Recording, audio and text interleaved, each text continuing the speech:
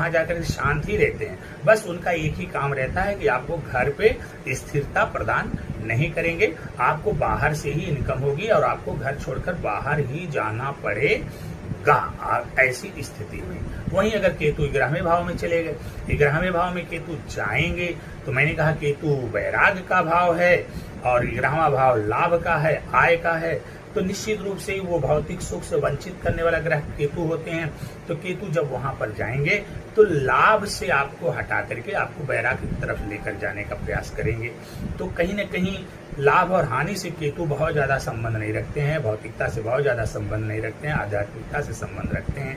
तो 11वें भाव में अगर केतु जाएंगे तो बड़े भाई के साथ भी मतलब दिक्कत तो पैदा होगी, आय और लाभ में भी उतार चढ़ाव देखने को मिल सकता है। और राहु आकर के तब पंचम में बैठ जाएंगे। पंचम भाव ज्ञान का और संतान का होता है, दोनों को मटियामेट करेंगे, संतान को भी चौपट करेंगे और आपके ज्ञान को भी खराब कर देंगे यहाँ पर बैठे हुए राहु। तो ये मिला जुला के जो केतु अगर 11वें में हो, राहु पंचम में हो, तो ये स्थिति ठीक नहीं है। परंतु वहीं पर यदि केतु 12वें भाव में चले जाएंगे तो राहु आकर के बैठ जाएंगे 6ठें भाव में।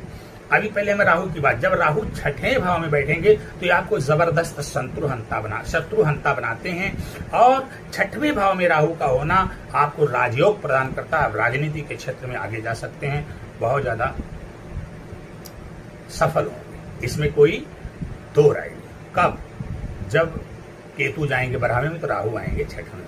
जिन व्यक्तियों की जन्म कुंडली के 6ठवें भाव में राहु होता है, इनसे कोई भूल कर भी दुश्मनी ना करे। ये अपने दुश्मन कहीं भी जाकर के छिप जाए, ये उसको ढूंढ कर खत्म कर देते हैं, समाप्त कर देते हैं। जब तक समाप्त नहीं कर लेते इनको चैन नहीं मिलता। बात चूंकि केतु की हो रही, तो केतु जब 12वें भाव में जाएंगे, केतु वैराग्य के कारण है, कारक हैं, केतु त्याग के कारक हैं। तो जो 12वां भाव है ये मोक्ष का भाव है। तो केतु के स्वभाव के हिसाब का ये भाव है। तो वैराग, मोक्ष, त्याग ये कब होगा?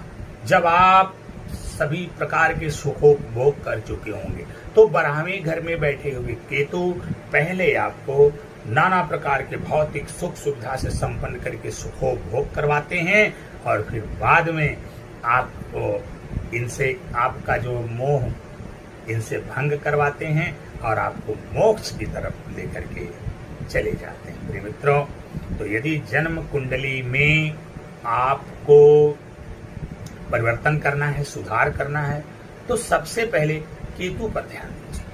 केतु की क्या स्थिति है, क्या पोजीशन है, क्या कंडीशन है। अगर आप केतु को सही कर लेंगे तो निश्चित रूप से आपका जीवन सुख समृद्धि और खुशहाली से भर जाएगा। आपको किसी प्रकार